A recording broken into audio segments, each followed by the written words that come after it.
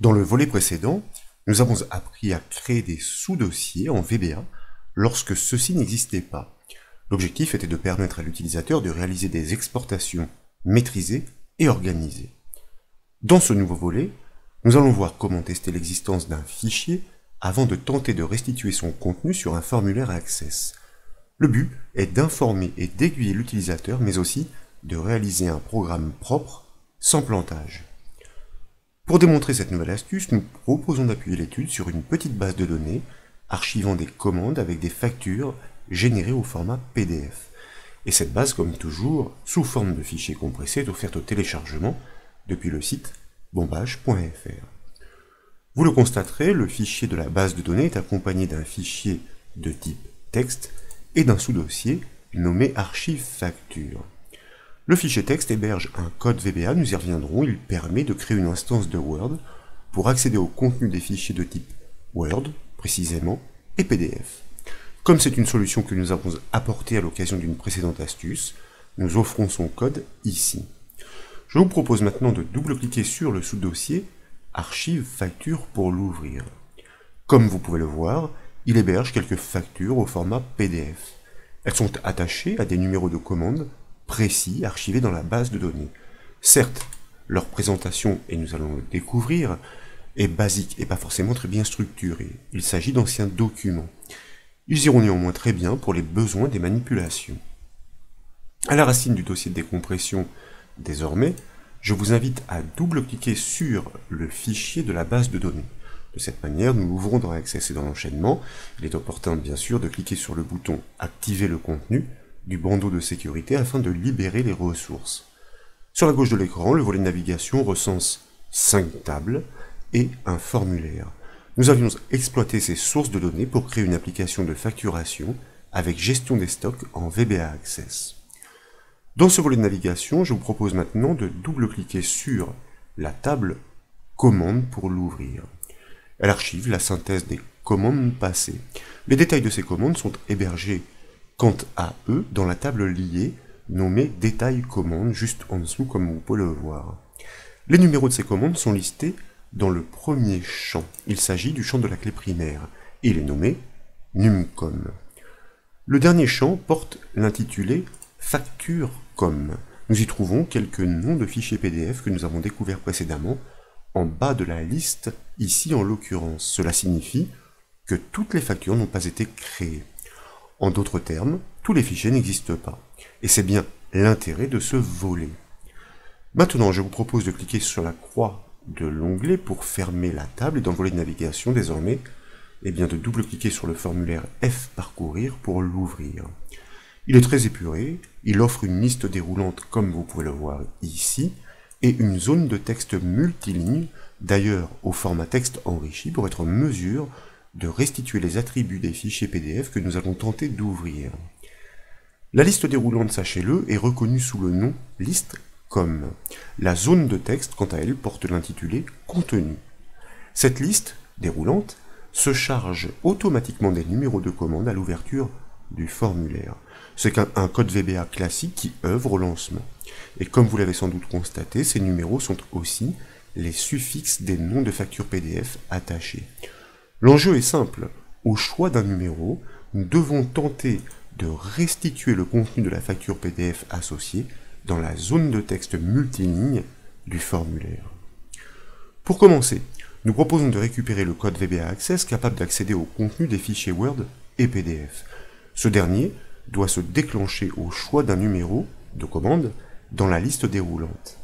Pour procéder donc, je vous invite à gauche du ruban accueil à cliquer sur la flèche du bouton affichage, dans les propositions à choisir le mode création, sur le formulaire en conception à cliquer sur la liste déroulante pour la sélectionner explicitement, et dès lors nous allons activer l'onglet événements de sa feuille de propriété pour pouvoir ensuite pointer sur son événement sur changement, c'est-à-dire lorsque un autre choix a été émis par l'utilisateur par le biais de cette liste, afin de pouvoir, dans l'enchaînement, cliquer sur le petit bouton associé à cet événement, et dans la boîte de dialogue, nous choisissons le générateur de code, que nous validons par le bouton OK.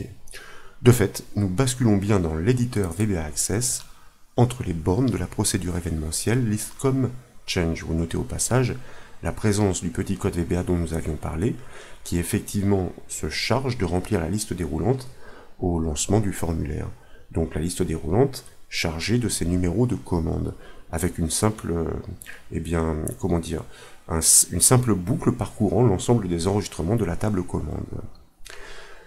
Pour procéder donc, nous avions dit que nous souhaitions récupérer le code existant permettant d'accéder au contenu de ces fichiers externes spécifiques. C'est la raison pour laquelle, à la racine du dossier de décompression, je vous propose maintenant de double-cliquer sur le fichier texte pour l'ouvrir, de sélectionner l'intégralité du contenu avec le raccourci clavier CTRL-A par exemple, de le copier avec le raccourci clavier CTRL-C, de revenir dans l'éditeur VBA Access entre les bornes de la procédure list_com_change pour coller ce code par le raccourci clavier CTRL-V par exemple.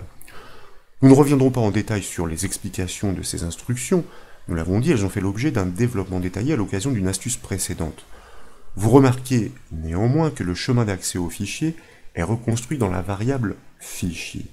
Le code pointe sur le sous-dossier archive facture, celui que nous avons constaté, donc sous-dossier de l'application locale, currentproject.path, voilà la propriété et l'objet qui permettent de désigner ce chemin local, donc relatif, et ensuite, c'est le nom du fichier qui est désigné, il est recomposé dans la variable non-f, vous voyez juste un peu plus haut, ici précisément, en fonction du choix du numéro de commande dans la liste déroulante, list_com, effectuée par l'utilisateur.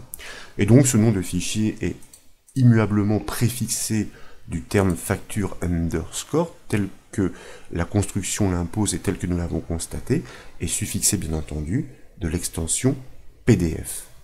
Ce chemin est alors passé à la nouvelle instance de Word juste en dessous, comme vous pouvez le voir. D'abord nous créons l'instance, et effectivement nous exploitons la méthode open de cette nouvelle instance qui offre l'objet documents pour pouvoir piloter le fichier ainsi désigné et accéder à son contenu.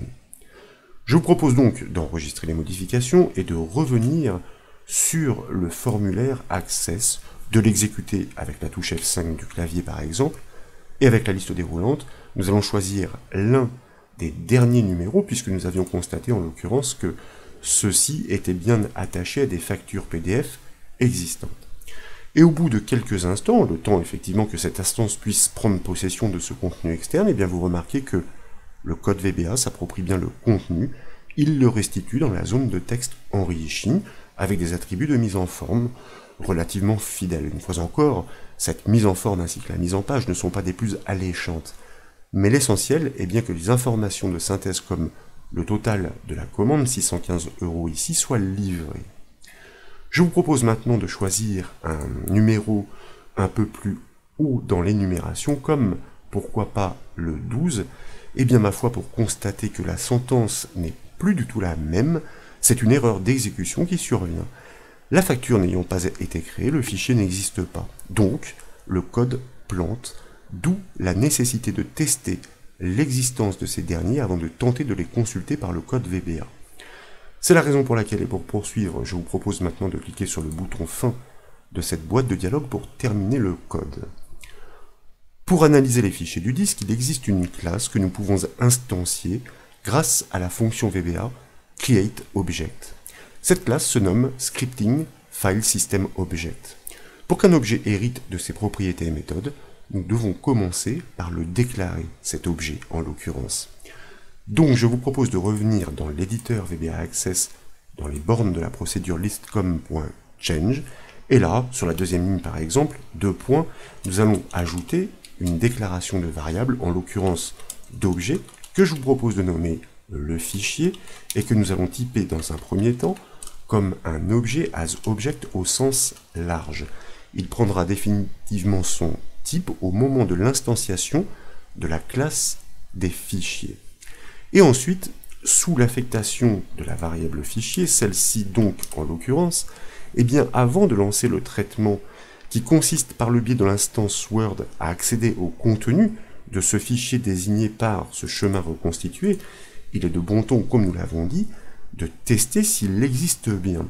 Pour cela, nous devons donc initialiser, mot-clé 7, notre variable objet, le fichier, pour instancier cette classe, comme nous l'avons dit grâce à notre fonction VBA createObject, à laquelle, et ça ne s'invente pas, nous allons passer un paramètre très précis, scripting.file system object, donc la classe permettant de manipuler les fichiers du disque.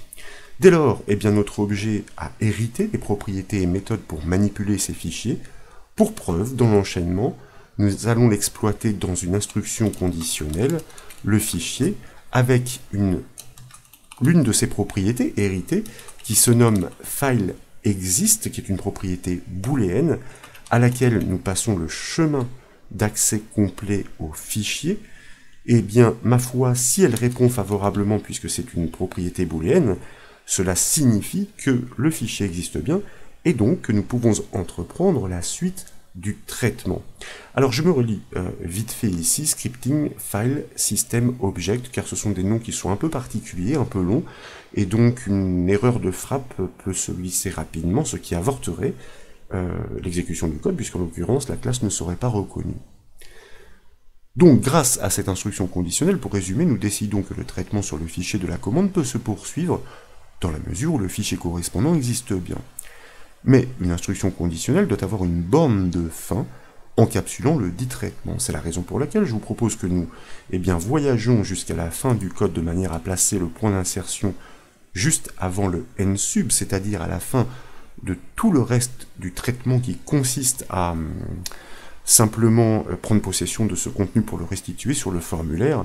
Comme vous pouvez le constater ici, nous copions ce contenu en mémoire, nous activons la zone contenu, et puis grâce à la méthode runCommand de l'objet d'OCMD, nous le collons. Dans le cas contraire, donc, eh bien ma foi, nous avons donc ignoré ce traitement, et nous devons informer l'utilisateur que le fichier n'existant pas, la facture n'a pas été créée, et donc que son contenu ne peut pas être restitué. Voyez-vous, comme nous avons encapsulé ce code dans une instruction conditionnelle, il est toujours judicieux de l'indenter pour garder la trace de cette hiérarchie et y voir plus clair. Et donc nous allons tout simplement indiquer, envoyer un message à l'utilisateur dans cette zone de texte enrichie par le biais de sa propriété value. Je vous rappelle que avec cet attribut texte enrichi, nous sommes en mesure de réaliser des petits attributs, des petites opérations de mise en forme, mais aussi de créer des sauts de ligne. Tout d'abord, petit message d'amorce, désolé, virgule, pourquoi pas, le fichier de points, pourquoi? Parce que nous allons lui rappeler quel est le fichier, mais sur la ligne du dessous, et dans une zone de texte access avec cet attribut de texte enrichi, ce sont des balises HTML classiques qui permettent de reproduire, de réaliser ces opérations de mise en forme.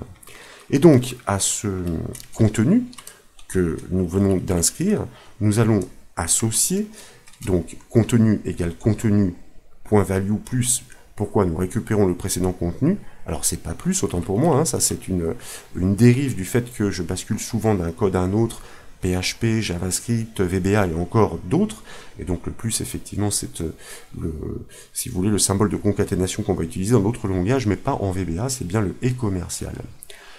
Donc, précédent contenu auquel nous associons sur la ligne du dessous le nom du fichier qui est stocké dans cette variable fichier, je vous le rappelle, suite à quoi nous engageons de nouveau, ma foi, un double saut de ligne. N'oublions pas, et vous voyez, c'est ce que me rappelle VBA, de bien concaténer la partie dynamique avec la nouvelle partie statique, et de nouveau, sur une dernière ligne, nous allons récupérer le contenu précédent, contenu.value égale contenu.value, auquel nous allons ajouter une petite indication supplémentaire, comme par exemple, donc sur une troisième ligne, la facture, tiens, pourquoi pas en gras, donc balise HTML strong, la facture, et donc il faut fermer cette balise, la facture n'a pas été créée. Et ensuite, nous allons pouvoir tester notre code, et puis le rendu final dans les deux cas qui se proposent. Pour cela, donc, nous allons enregistrer, nous revenons sur notre formulaire. Je vous propose de choisir, avec la liste déroulante, un numéro qui est relativement haut dans la liste, comme par exemple 9, et vous voyez que eh bien, notre zone de texte restitue bien notre message, sauf que je m'aperçois que j'ai reproduit le nom de fichier que je n'ai pas enlevé à 2 reprises. Donc ça, c'est une petite coquille qui intervient facilement lorsque on fait des copier-coller. Oui, vous voyez ici, il y a une petite erreur. L'espace n'est pas respecté, comme si, eh bien, dans le flux, il n'était pas considéré. Nous allons le forcer avec un petit mot-clé HTML et NBSP, point virgule, et vous allez voir que tout va rentrer dans l'ordre sans aucun souci avec le numéro 16. Donc, effectivement, désolé, le fichier dont le chemin d'accès complet est rappelé n'existe pas. C'est une indication qui manque, mais vous l'aurez compris, nous sommes en phase de démonstration, donc je ne vais pas perdre du temps à revenir sur l'implémentation de ce message d'erreur. La facture n'a pas été créée. En revanche, dans la mesure où le fichier existe bien, tentons par exemple le numéro 28, eh bien constatez qu'il n'y a plus aucun message d'erreur qui apparaît, le traitement est en train de se faire, il est terminé désormais, et le contenu du fichier PDF, puisqu'il existe, est parfaitement rapatrié. Voilà donc pour cette nouvelle astuce VBA Access, consistant à déterminer si un fichier existe bien avant de le traiter. J'espère qu'elle vous a plu. Si c'est le cas, comme toujours, je compte sur vous pour mettre un petit j'aime à la vidéo. Et comme vous le savez, vous pouvez retrouver toutes les astuces, mais aussi toutes les formations, sur le site bombache.fr. Je vous remercie.